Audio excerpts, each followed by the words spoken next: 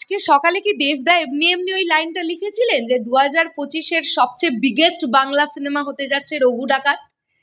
আরে দেবদা স্পেশালি খাদানের সাকসেসের পরে আর ছোট করে কিছু ভাবতে পারবেন না, কেননা দেবদা এটা ফিল করেছেন যে দেবদাকে দেখতে যাওয়ার জন্যে, মেন স্ট্রিম মশালা ছবিতে দেবদাকে দেখতে যাওয়ার জন্য বাঙালি দর্শক কমপ্লিটলি রেডি, না হলে খাদানের ওই হিউজ বক্স অফিস হতে পারে না, হতো না।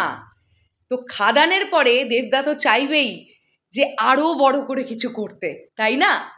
হ্যালো এভরিওয়ান, আমি পৌশালী চলে এলাম আরও একটা নতুন ভিডিও নিয়ে। আশা করছি তোমরা সবাই খুব ভালো আছো। আই এম এক্সট্রিমলি সরি, আমি জানি আমি অনেক লেট, বাট এটা নিয়ে কথা বলতেই হবে। আজকে সন্ধেবেলায় দেব এন্টারটেনমেন্ট ভেঞ্চার্স একটি ভিডিও ড্রপ করেছে। আমরা সবাই জানি যে আজকে থেকে রঘু ডাকাতের শুটিং শুরু হয়ে গেল, এবং আমরা যে ভিডিওটা দেখতে পেলাম সেই ভিডিওটা দেখে আমরা আঁচ করতে পারছি ছবির গ্র্যান্ডার কি হতে যাচ্ছে। আমি তোমাদেরকে আজকে সকালের ভিডিওটাতেই বলছিলাম যে যেহেতু রঘু ডাকাতের পিরিয়ডটাকে তুলে ধরা হবে, তাই সেই সময়কালটাকে তুলে ধরতে হলে আর্ট ডিপার্টমেন্টের প্রচুর কাজ থাকবে, প্রচুর কাজ। এবং তোমাদেরকে আমি এটাও বলেছিলাম যে কলকাতাতে বিশাল সেট পড়ছে। তো এবারে সন্ধেবেলার ভিডিওটা দেখার পরে তো বুঝতে পেরে গেছো যে কী লেভেলের বড় সেট পড়ছে এবং কতজন মানুষ কাজ করছে। এই জন্যেই আমরা এই যে আলোচনা করতাম না যে একটা ইন্ডাস্ট্রি থেকে যদি মেন স্ট্রিম মশালা ছবি হারিয়ে যেতে থাকে তাহলে অনেক মানুষের কাজ চলে যায়।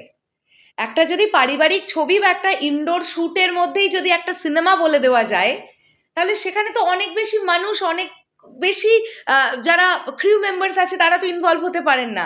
কিন্তু আজকে একটা রঘু ডাকাতের মতন একটা ছবি বা একটা খাদানের মতন একটা ছবিতে প্রচুর ক্রিউ মেম্বার্সরা কাজ করেন, যারা প্রত্যেক দিন কাজ করেন।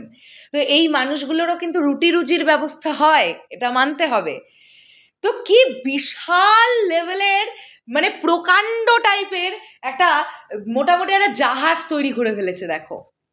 এবং সেই মেকিংটা কিভাবে তৈরি হলো, কি বিরাট বড় একটা জায়গা নিয়ে কি দারুণভাবে হচ্ছে আমরা দেখতে পেলাম। ওখানে অলরেডি প্র্যাকটিস চলছে।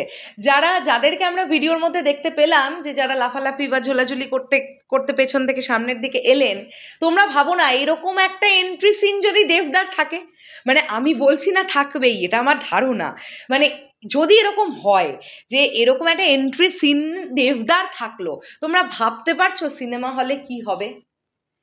ফিল করতে পারছো? এছাড়াও দেবদার যে পোস্টারটা আজকে এসেছে সেখানে দেবদাকে কি অন্যরকম দেখতে লাগছে। দেবদার কি মাস্কিউলার বডি তৈরি করে ফেলেছে, এটা দেখেছো?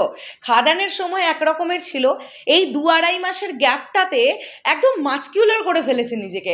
হাঁটা চলার মানে যে প্যাটার্ন সেটাকে চেঞ্জ করে ফেলেছেন, মুখ ভর্তি দাড়ি, মানে এবারে ওই রঘু ডাকাতের অবয়বটাতে নিজেকে তৈরি করে ফেলছেন প্রতিটা মুহূর্তে, এটা ফিল করা যাচ্ছে। তো আজকে থেকে শুটিং শুরু হয়ে গেছে, আজকে থেকেই প্রমোশন স্টার্ট হয়ে গেছে। এটাই দেব এন্টারটেনমেন্ট ভেঞ্চার্সের কামাল, যেটা আমরা বলে থাকি যে দেবদার ছবিতে দেবদার হাউস যদি যুক্ত থাকে প্রমোশন নিয়ে ভাবতে হবে না।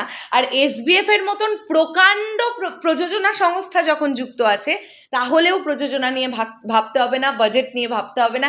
এই ছবির এক্সিকিউশন লেভেল সত্যিই মারাত্মকই হতে চলেছে, এই আশা আমরা সবাই রাখতে পারি। এবং এরকমটাও হতে পারে 2025 সালের একদম শেষে গিয়ে আমরা এই কথাটাই বলছি যে 2025 সালের সবচাইতে বড় বাজেটের বাংলা সিনেমা, পশ্চিমবাংলায় নির্মিত হওয়া বাংলা সিনেমার নাম রঘু ডাকাত। এটা হতেই পারে। তোমাদের কি বক্তব্য এটা নিয়ে অবশ্যই কমেন্ট করে জানিও। মানে পুরো রঘু ডাকাত টিমের জন্য অনেক অনেক শুভকামনা রইল।